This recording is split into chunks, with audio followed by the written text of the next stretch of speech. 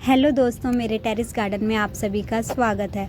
यदि आप भी मेरी तरह शिमला मिर्च ग्रो करके घर की शिमला मिर्च खाना चाहते हैं तो वीडियो को एंड तक ज़रूर देखिए ताकि आपसे कोई भी जानकारी मिस ना हो सके और आप भी छत से शिमला मिर्च तोड़कर खा सकते हैं।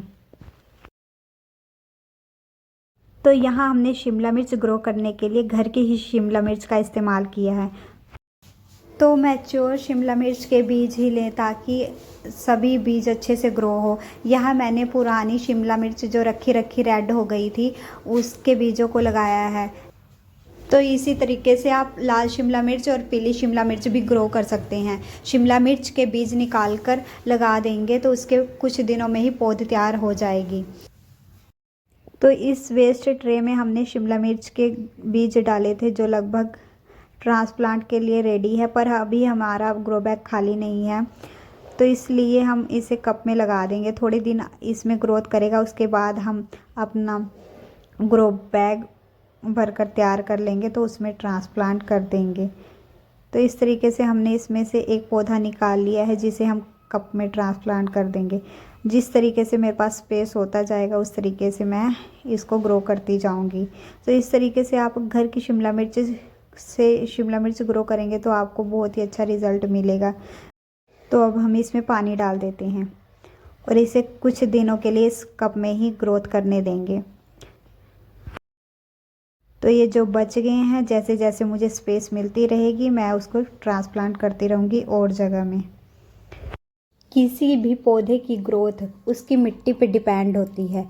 कोई भी पौधा लगाने से पहले हमें जो ज़रूरी चीज़ करनी है वो है मिट्टी पे हमें काम करना है। मिट्टी हमारी बहुत ही पावरफुल उपजाऊ होनी चाहिए, पोषक तत्वों से भरपूर मिट्टी होनी चाहिए जो पौधों की रूट्स के लिए अच्छी हो, पौधों के फल फूल और उसके विकास के लिए बहुत ही अच्छी मिट्टी हो। इसके लिए हमने किचन वेस्ट यानी ऑर्गेनिक कंपोस्ट का इस्तेमाल किया है। ऑर्गेनिक कंपोस्ट आप मार्केट में लेने जाएंगे तो बहुत ही महंगी मिलती है। मैंने बहुत ही आसान तरीके से ऑर्गेनिक कंपोस्ट बनाना सिखाया है।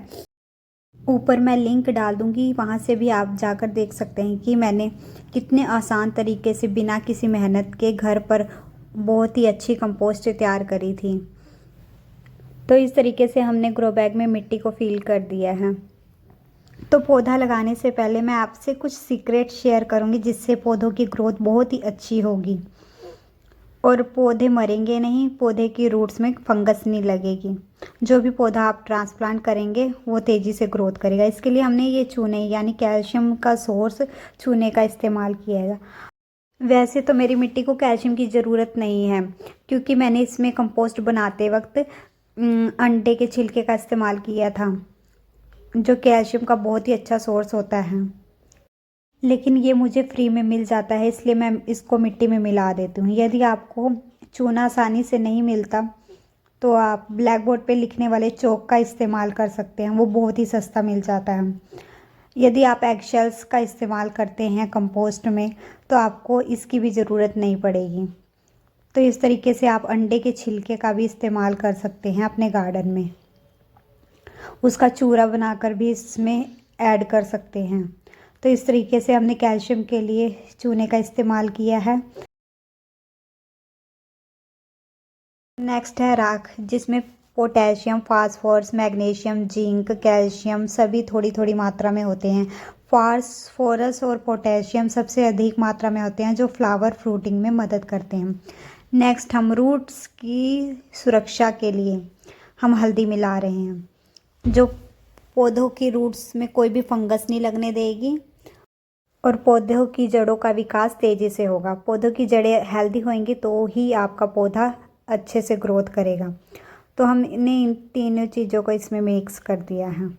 राख आप अपने घर पर भी बना सकते हैं, जैसे कंडे यानी उपलों को जलाकर, गत्तों को जलाकर और लकड़ी की राख भी आप बना सकते हैं। मिक्स करके यदि बनाएंगे तो आपको बहुत ही बेहतरीन राख मिलेगी पौधों के लिए।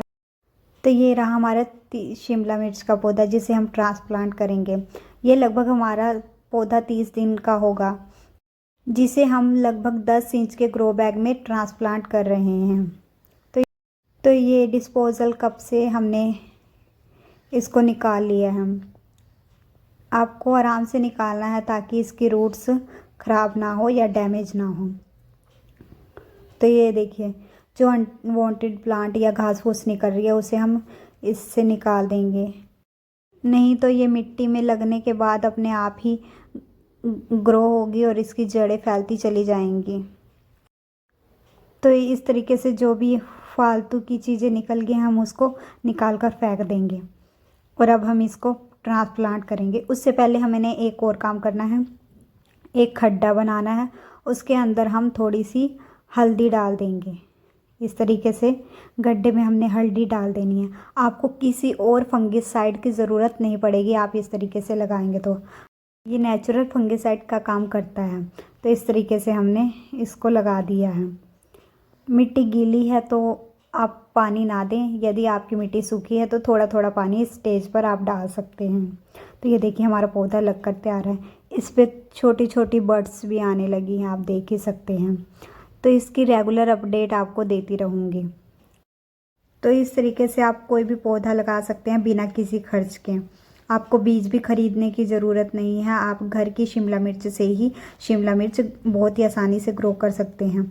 मैं हर साल इसी तरह की से शिमला मिर्च ग्रो करती हूँ और मुझे बहुत ही अच्छी हार्वेस्टिंग मिलती है। इतनी हार्वेस्टिंग मिलती है कि मुझे मार्केट से शिमला मिर्च खरीदने की ज़रूरत नहीं पड़ती। पूरे सीज़न हम घर की ही ऑर्गेनिक शिमला मिर्च किचन में इस्तेमाल करते हैं। तो यदि इस तरीके से आप कोई भी पौधा ग्रो करेंगे तो आपको इस तरीके से सब्जियां लगी हुई मिलेंगी, ऐसे गुच्छों में भर भर के। इतनी फ्रेश शिमला मिर्च आप देख ही सकते हैं। तो इस तरीके से आपको ऑर्गेनिक वेजिटेबल्स बिना किसी केमिकल के खाने को सिर्फ अपने छत से ही मिल। तो शुद्ध उगाइए, शुद्ध खाइए। वीडियो को एंड तक देखने के लिए आपका बहुत बहुत धन्यवाद।